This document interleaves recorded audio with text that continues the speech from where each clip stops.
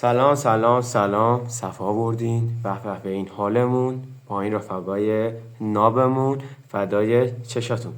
خوش اومدین به این بخش. یک سوتیای وحشتناکی واسهتون در آوردم من از بازی پرسپولیس استقلال دربی که داشتیم.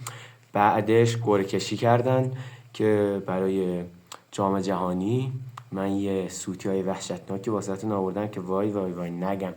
نمیدونم حالا خودشون خواستن اینجوری کنن یا سانسورچی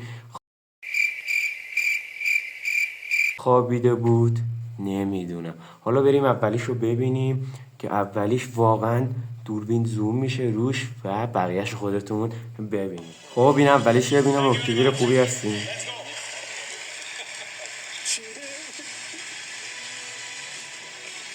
خیلی چیزه منظورش اینه که خیلی آره منظورش خیلی.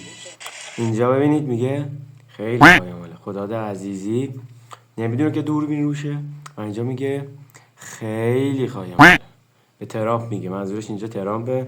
میساقی هم برای اینکه بیاد جمعش کنه چی میگه؟ میگه منظورش اینه خیلی تشکر میکنه.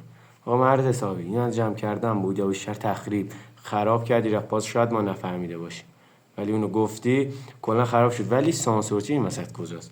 این حالا اولیش بود. بریم سراغ دومیش، مراقب چشاتون باشید.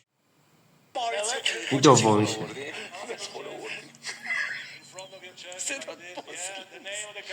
میگه 3 تا پستول آوردیم. یکی میگه به ترامپ و اون 3 نفری که اونجا میگه 3 تا پستول آوردیم. میساقی این یکی رو دیگه نتونست جمعش کنه چیزی بگه. واقعا صدا سیما رو دارن بگاه میدن، دمشون گرم.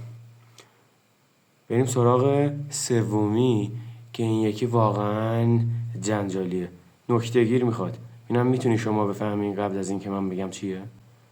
که هلندی هم یادداشت میکنن رقیبشون که تونس هست. بچه‌ها بعدی مهم، اگه اسکیپ کنه دوباره میاد توره ایران ها. اسکیپ کنه یعنی اگه برگردونه.